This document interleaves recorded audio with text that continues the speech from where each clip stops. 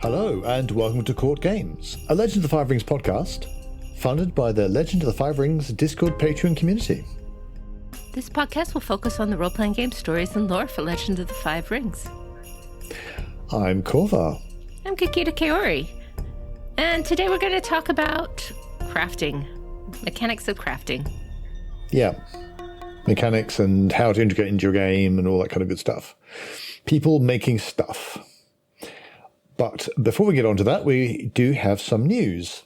A community member by the name of Noah, or Ambition on Discord, has asked us to shout out their second edition of Daisho, which is a hack of Lasers and Feelings, originally designed by John Harper. Daisho is a D6 tabletop role-playing game that requires zero preparation, which makes it perfect for one-shot sessions. There are many roll tables and light mechanics that reflect the essence of Legend of the Five Rings. If you're interested in that, Daisho can be found on courtgamespod.com/Daisho2E. Also, Court Games will be hosting an L5R one-page RPG contest starting today, April 1st. It will be a month long, with the deadline for entries being on the 23rd of April. The final week is for voting by the community. The theme is Overcoming of Fear. The best overall winner will receive a physical copy of Fields of Victory and Blood of the Lioness, or an equivalent value of Drive-Thru RPG gift card, which is $60. You can enter solo, or you can enter as a team. The sign-up for the game jam is now online already at itch.io/jam/L5R Game Jam 2022. And we'll have links for all of this in our show notes. And finally, we did a full playtest of the Game Master's Game of 20 Questions by Sebastian, Sebas on Discord. We have an abbreviated video up on YouTube, along with our thoughts on the experience, and you can find the full 2-hour video on CBS's channel, and that'll be linked in our show notes. Using this workbook during Session 0, the GM and players collaborate on the initial concept for the campaign and important NPCs, while incorporating the players' choices from their 20 questions. And you can find all of this at courtgamespod.com/GM20Q. So that's our news for today. That's for us, the way it's been. It's been very quiet. This week we're going to talk about crafting. Now, crafting is an activity that a lot of players in many RPGs want to do. Yeah. But it's also a very difficult activity to incorporate into your games. And getting that balance right, working that in for Legend of the Five Rings has the same challenges that other systems have, though it has some strengths that we'll talk about in a bit. However, there are difficulties, so we'll talk about those first. First of all, how much detail you're going to go into with your crafting is a real challenge, right? Yeah. You've, like, do you make it one roll to make the super awesome thing? Or do you actually kind of dig deep into the process and really kind of, because you want, I presume if someone's making a crafting character, they're interested in their character doing the stuff. So are you going to be role-playing the gathering the materials? Are you going to make sure that they've got a team together, and how many roles goes into making one object? And you can go in any kind of depth. If you watch, for example, I mean, a very common one with Legend of the Five Rings is making swords. And there are loads of videos on YouTube, and I suggest you go look at them because they're really fascinating. But you could divide it into the process of making one sword, you could divide that into so many roles if you wanted. From, like, you select individual pieces of iron that has been smelted, for different properties, to make different parts of the blade. And that's an important part of making the blade. And you've got to purify your workspace, and you've got to organize your team, and then, and so on and so on and so on. Or do you just go, make roll, get sword? Right. Another challenge with crafting is how to integrate that crafter into adventuring. Why is your crafter adventuring instead of staying home, getting better at their craft? This is especially true for the actual kinds of crafters L5R has, like Kakita Swordsmasters, because it's not like you can wander around looking for inspiration with a fully functional forge on your back. You stay home with your forge where it's really good. An artist, a painter might have less of a challenge. They might, yeah, that might be less. Like I wander wherever and I do paintings, and if something heroic happens, well, I'm right there, and I want to find all the interesting landscapes, and adventurers, I'm sure, will go to all sorts of interesting landscapes. I remember in 4th edition, I played a Caillou engineer, and I remember distinctly at rank 3, you can make armor, and it's really good armor, and I kind of looked at that and went, no rank 3 Caillou engineer is ever going to be allowed out of the forge. Like you get to rank 3, it's like, right, you're in that forge forever making armor. Because it's for like whoever's in charge of you, your daimyo or whoever, that's like so awesome. No, everybody should have some.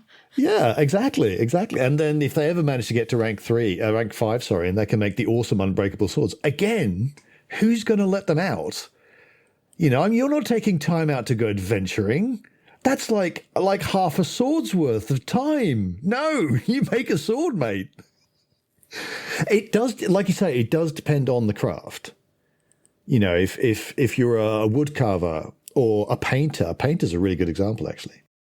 I mean, there were certainly people who, like, their whole thing was going around interesting places and drawing them, which would then be made to woodblock prints. This is probably not a samurai type thing, but you make them into woodblock prints, and they then become really, really popular because for the people who can't go traveling. And if you're a painter, if really, really high class, super special painter, then yeah, adventuring's fantastic. You see all sorts of fun things. So that it does depend on what you're doing, on what the craft is. But some of them require a whole building really to work, and some of them require whole teams. You can't really carry them with you on your back. Another challenge of crafting is, how much downtime are you going to have in your game, and then how much downtime will doing the crafting make?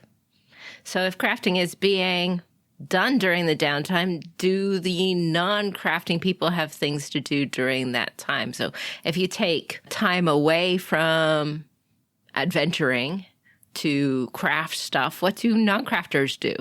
Yes, it is almost like the ninja problem. Like, because we talked about the ninja problem, which is, okay, that's the end of our adventuring day. We're all going to go to sleep. And then the ninja player says, well, now I'm going to do a thing, without everyone else. So I'm going to spend however long, and everyone else just has to kind of sit and watch.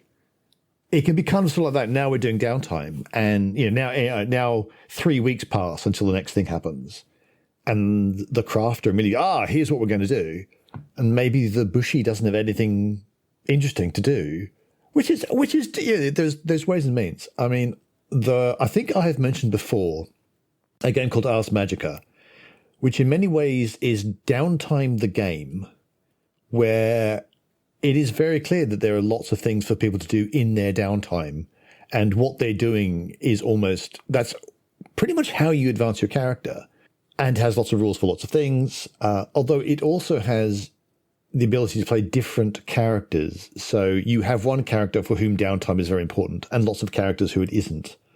But if you're going to and some games, it must be said, don't have downtime at all, because the feeling is everything's terribly urgent. So you can't take 3 weeks to make a thing, or go visit your sensei, or butter up that official over a period of time, and all that sort of stuff. No. You've got back. Something's immediately happening, or there's another problem that needs to be dealt with right now, and there is no downtime. What do you do then? So those are all things you need to think about. Right. So that's certainly a challenge. And the final thing is just that a crafting character, depending on how the rules work, and we'll talk a little bit about how that is later on, can be a gear power-up for the entire group. And then you have to take that into consideration when you're doing it. I mean, your crafter character deserves to be able to help the group with their skills just like any other character is. But then, maybe their impact has a bigger effect on this other character than this one character than another. Like we said, it's slightly different if they're a painter. I've painted something for everyone in the group. That doesn't really affect anything in the game mechanics terms, but it's nice to have done. But if you've got your sword maker, it kind of, why aren't they making a sword for everyone in the group? And then if they're really quite good at it, then suddenly everyone's got a really awesome sword. And that's not necessarily a problem, but it may be something you have to take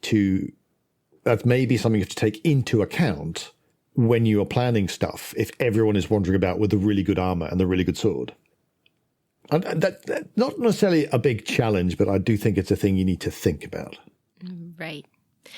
So in looking at crafting in terms of L5R and the mechanics of it and the use of it in a game, I wanted to focus on the reasons you do use crafting in this game. And I've kind of broken them down into 5 reasons, and we'll talk about them each separately. In L5R, the first reason that you might use crafting in a game, and this could be somewhat for someone who even has no skill in the craft or very minimal skill in the craft, is to exercise a passion. They could have a passion for painting or music or calligraphy or any kind of craft you can think of. And just getting the opportunity to practice that is great. The next reason is that you might use crafting to repair weapons and armor or clothing that become damaged in combat. That happens in L5R. There's rules around it. You can use it to fix it. The next reason you would use crafting in a game, and this is specific to L5R, is to create gifts. You've got a gift-giving society. Gifts can be a terribly important part of your relationship with other characters. So it's always good to have a crafter to make presents for people, or it's more fun than going shopping for them. The next reason is to customize or create an item that is intended to make a specific impression or send a specific message to a target. So this might not be like a tool you use, but it's sending a message or invoking an effect in somebody because of the creation of you've done. We'll talk about some more examples of that later. And then finally is the way that crafting is often done in other systems, which is just to create a tool or weapon in particular that is better for you or another party member than equipment you could purchase easily or receive from your lord easily. I actually, when Carrie first came up with this and said we're going to do crafting, and I immediately thought, oh well, here's some ideas, and this is the one that I literally had not thought of.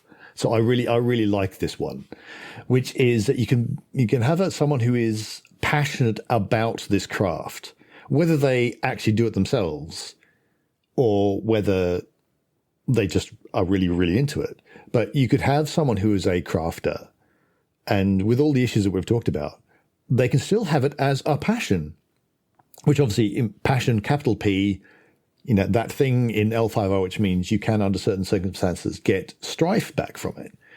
So this is someone who loves the craft and it's part of their life and it's part of how they see the world. It allows a GM to give players who have crafting passions and skills to use them in different contexts and not just by making stuff. Like they can identify clues related to that painting because they are themselves a painter and they know the techniques. They can make small talk related to that passion. That's someone who's really into sword techniques and they find someone who's got a sword on display and, oh, I know that maker and I know what techniques that guy used, and that's really, really fascinating, which can be a way of getting into a social situation, which otherwise you might not. And there's also different roles that can be used. And this is using those roles as social roles or whatever. You can use them in a lot of different ways. Right. The roles will be dependent on what you're using them for. Target number could often be vigilance. We've talked about that before. This is using your crafting skill as a social skill. Yeah, so for these crafting roles, you can treat the artisan skill, whatever it is, as a social skill in terms of like what opportunities you can gain from it. So it would get social opportunities. And sometimes as a scholar skill. Right, or as a scholar skill, especially for those investigation type things. So just, it doesn't have to be just artisan opportunities. This would be social or scholar opportunities. You want to make the ring associated with this crafting appropriate to the approach taken as if it was a social skill. So fire to incite, earth to teach. You'd use water to be friendly, air to be evasive, just like social skills would go. There's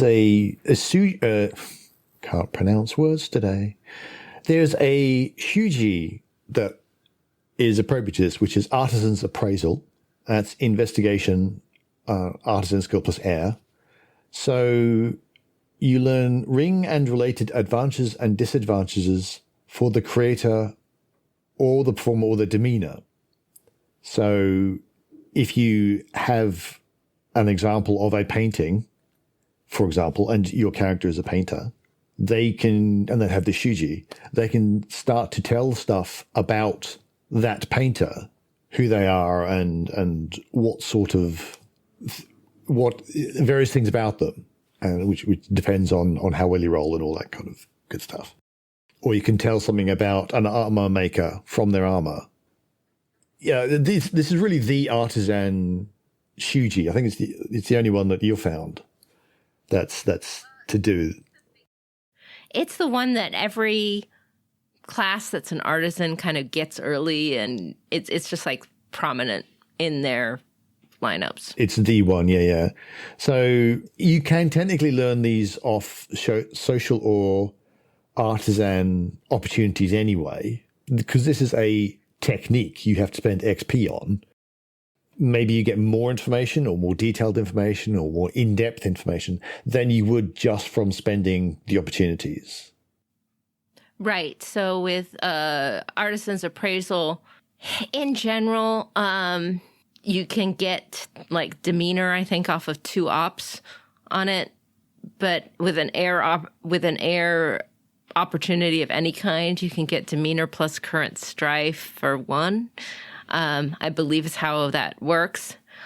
So the difference, of course, being that artisan's appraisal can work when the person is not actually there. Yes. That makes sense as a kind of, because you're looking at a painting and the painter's not in the room with you, and so, okay, fine. But this apparently could also be used for a dancer, and you've got, the dance skill and you're appraising them, but that sounds then like you could just use your normal social skill. Well, you can use your dance skill appraising them anyway, because it's off of the art. It's a base air op. It's not off of just social. So, that kind of makes it much more, it makes the base air stuff better than the shuji, as I understand it. So what I would do then is, if someone has this technique and is trying to use it, maybe be a little bit more generous with the amount of information given for it than you would necessarily for air ops straight. I mean, I've had multiple characters who've had this, and it's just, and tried to make it work many times, and I've just never been able to quite get it to work better than the base air op. On anything, the opportunity just never arises, because if I'm trying to find someone's demeanor, or disadvantage or advantage, it's someone in the room with me who I'm dealing with. It's not the painter of the painting on the wall in the room. It's someone I actually have to interact with. And that's kind of the problem with artisan's appraisal. But you can make it good as GM. Just think about how to be creative about it.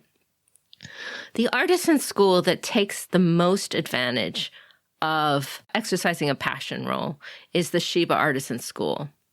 Because in addition for you exercising your passion, at the same time, since you're using your artisan skill, it will remove strife from other PCs in the scene as well, including yourself. So you could potentially remove 6 strife instead of just 3 for it, because you use your skill on yourself as well. And you can do this for other people as well. So that's kind of the power up for dealing with this particular kind of artisan.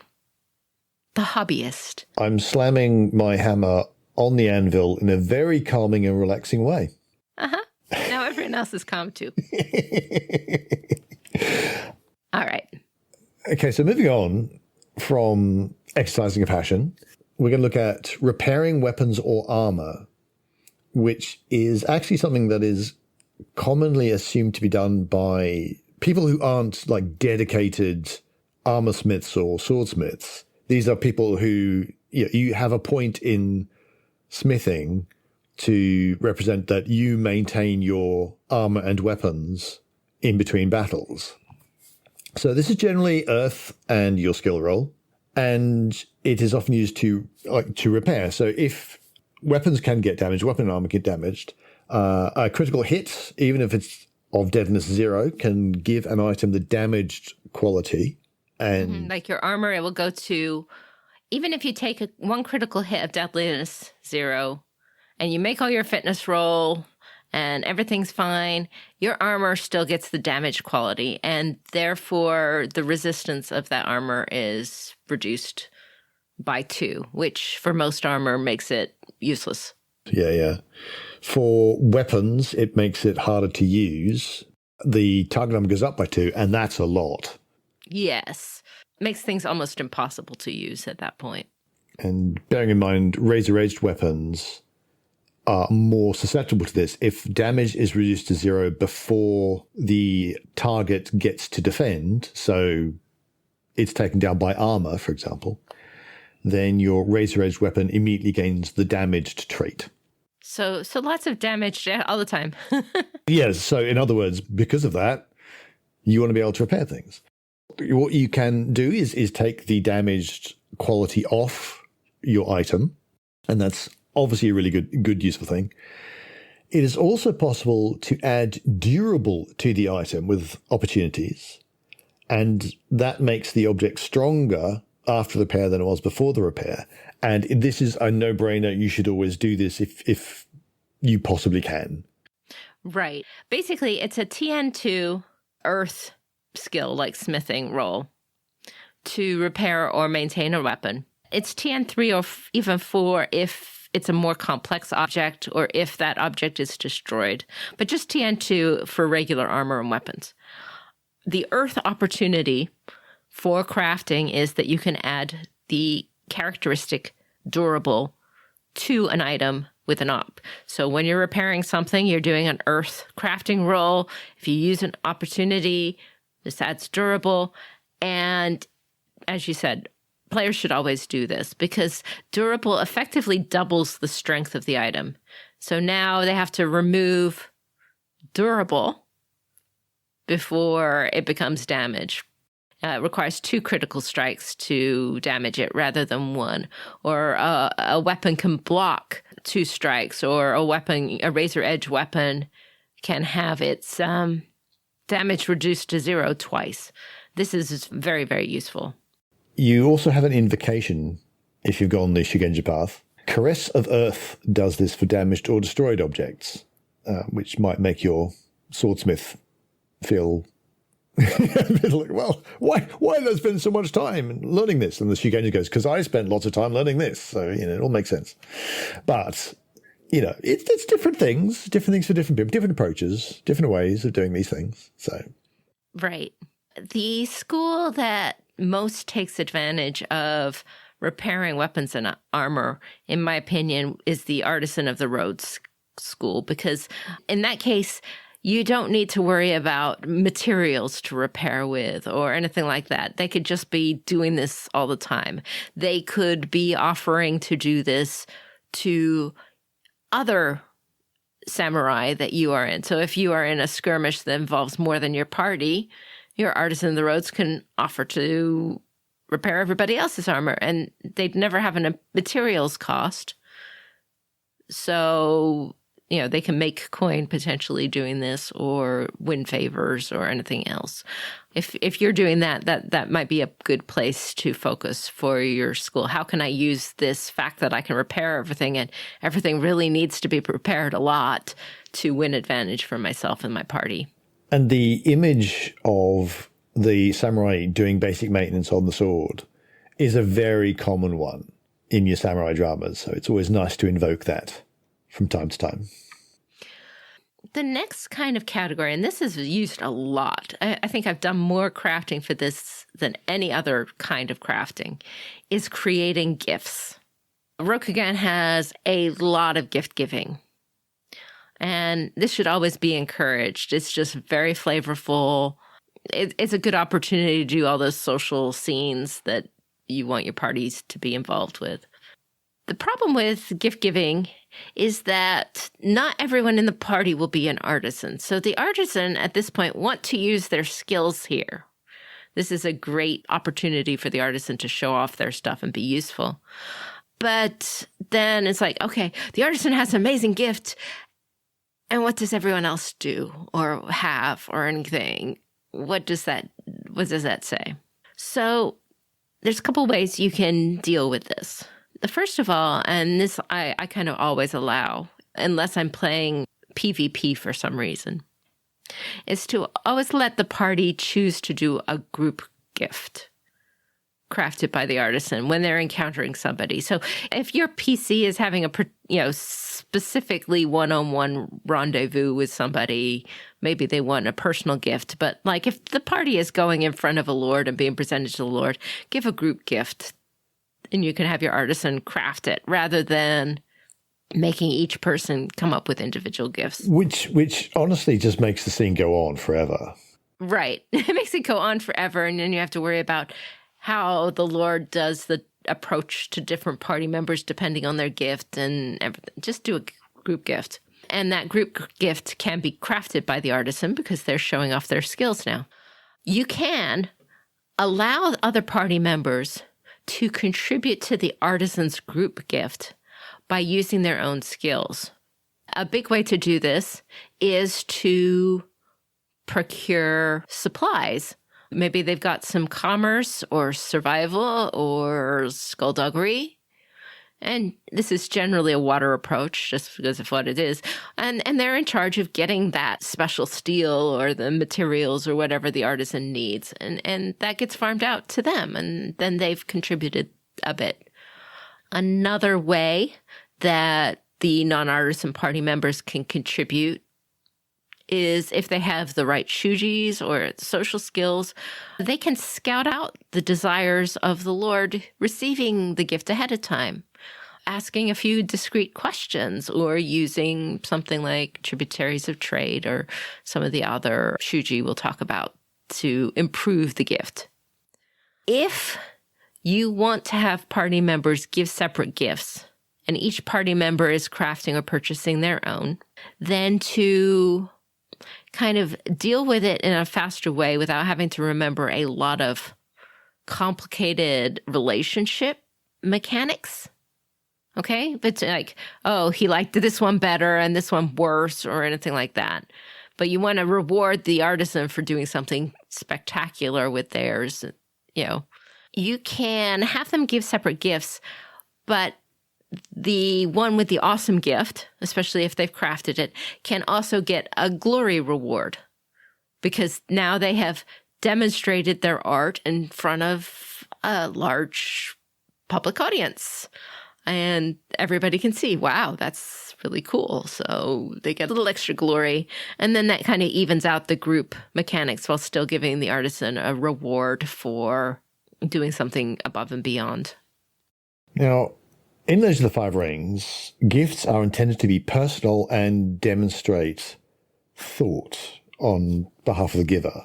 Having said that, they're not always going to someone you've got a personal link to, and it is also something that takes up more time in the game if every single gift has to be like this. So it is possible to simplify it. So maybe a single target number 3 roll to purchase a suitable gift or find. Maybe lower it to target number 2, or craft indeed, yes, to obtain. So craft it, purchase it, find it. Lower to target number 2 if the gift comes with a good explanation or description from the player as to why that gift fits particularly well. And that could be a fire roll for something you've created. It could be water for something you've purchased, that kind of thing.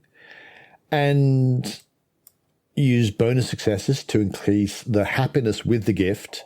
Opportunities can be used to make additional statements or to have additional effects. Like if you're, obviously the main idea when you're giving a gift to, say, a daimyo is to impress that daimyo. Bonus successes would make that daimyo more happy. Opportunities could be used to impress the audience, for example.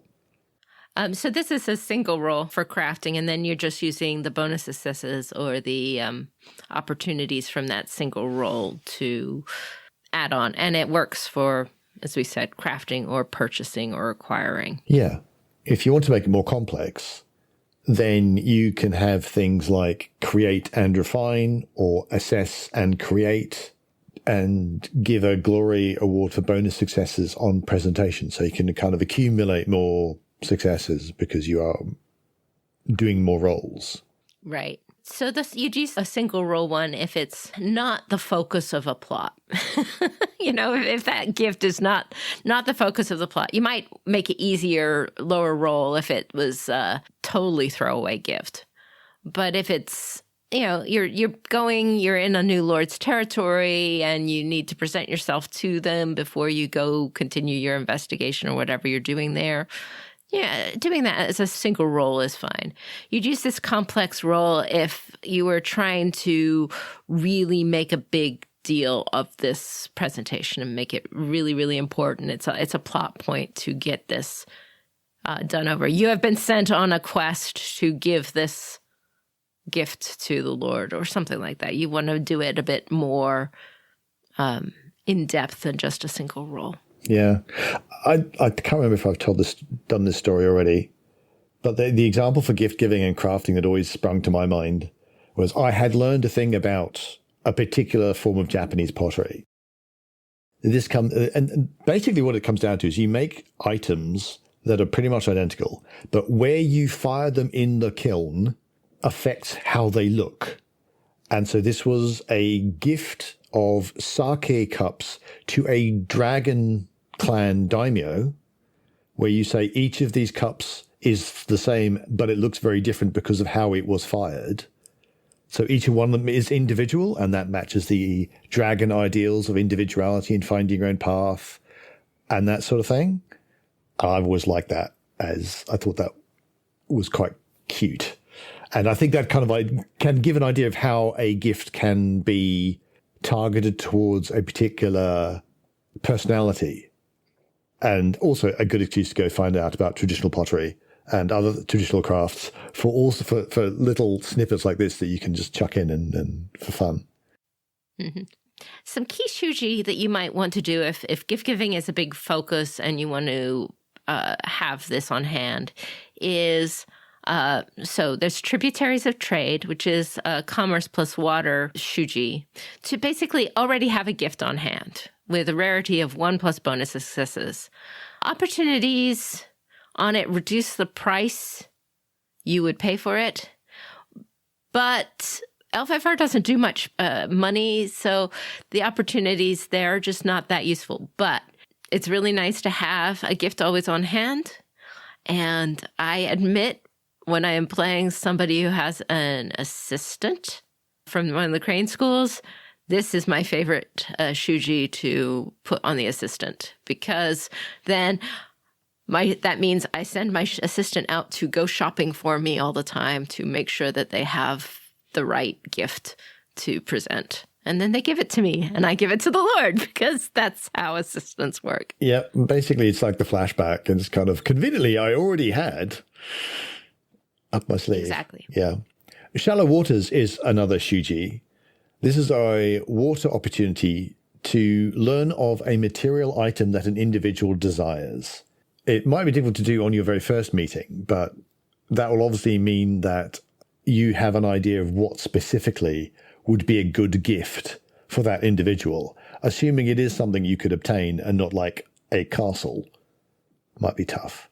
But if it's they particularly like art on a particular style, or if they particularly want a sword for whatever reason, don't know why would they not already have one, but never mind. But if you have an idea of, okay, this is where we're going, this is what we're going to get. So that's obviously very useful for gift giving. Right. Especially since other things can sometimes be impacted by how much they desire an item. Well of Desire is an interesting shuji. In this scenario, and we'll talk about it in a little bit in the next scenario too, you would find a gift that they like and not particularly have a reason to turn down. And then if they accept it, which they generally would, there's some penalties if they don't, it would lower the TN of your next social skill check against them by the rarity of the gift. Depending on how you structure your intrigues, this can be really good. Like if you have one big roll you have to make against them, right, with a high TN. Or this can be really bad if you have to do a whole intrigue against them and each one is little and one roll doesn't make a big difference to them. If you are structuring this as a intrigue with a lot of little rolls, as opposed to one big roll, and they've gone to the trouble of both acquiring this technique and finding a good gift, I would go ahead and let this count against multiple rolls. Not just the one. What you could do is say, okay, if it was just one roll, say you got a rarity 5 gift, to pick a number out of the air, you could use that. If there's going to be one roll, there you go, target number 5 off your next roll. Well done, you. But what you could also do is, okay, there's going to be an intrigue. There's going to be a number of rolls. You have 5 target number points you can take off, and you can choose how to distribute them over the next few rolls. That might be another way of doing it. Yeah, I like that. Just things to think about, because that's a problem with all of these things, reduce target number by 1. You never know how much that's really worth. Yeah. I mean, what you could also do is say, okay, it's a target number 2 thing you're going to roll. You got a 5 rarity gift. You can't take 5 off that. But what you could do is say, okay, that'll give you some bonus successes, if bonus successes are useful in this particular roll, that kind of thing. So, yeah, I think there are ways and means.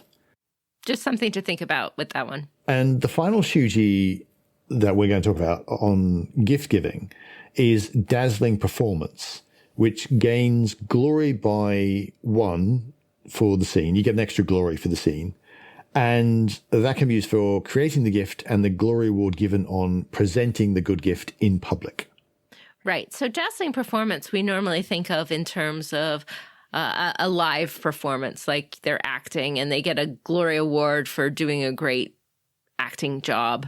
And if they do it with the Dazzling Performance as part of their performance in acting, they will gain an additional 1 point of glory in addition to whatever glory they got for the acting in the first place. It doesn't just apply to a performance. It also applies to any glory award for any artisan thing. So if you are presenting an item you made as a crafter that was a gift individually, so this wouldn't necessarily be a group, though it could be a group, you could use Dazzling Performance in your presentation of your gift to gain you a little bit more glory for giving that gift in public. So basically, you're gaining glory for giving good presents. So schools that take advantage of gift giving in particular are Ide Trader and Yasuki Trader. Both of those have the shuji, have the school techniques that nestle well with gift giving overall, even though neither is an artisan school. Yeah. but they can take advantage. Now, you can use the shuji and the abilities that they have and make this person functionally an artisan. Yeah, they won't have shuji or technique specifically for making stuff, but they can get the skill and make stuff. Or they can be the hype man for your actual artisan. Yeah.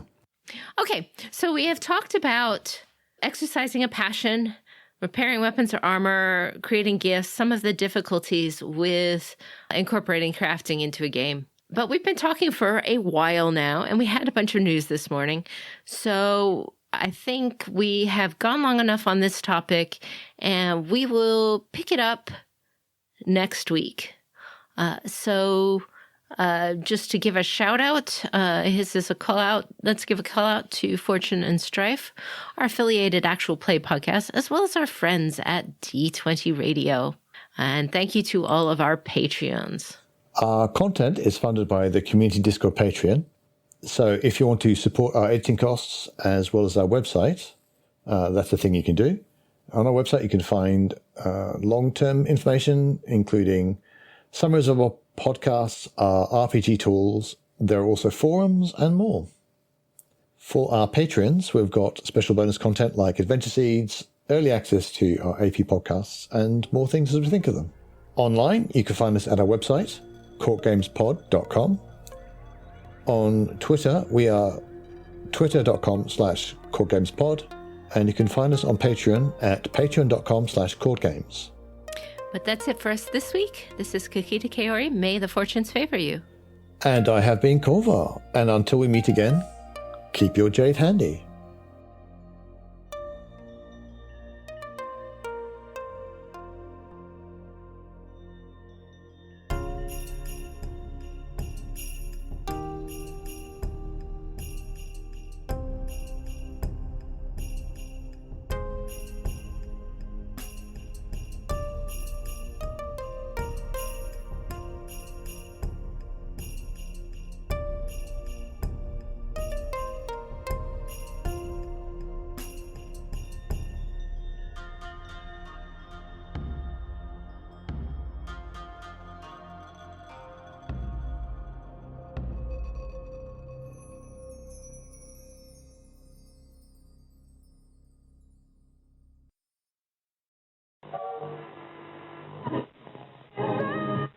Correctly with the correct amount. D20 Radio, where gamers roll. www.d20radio.com.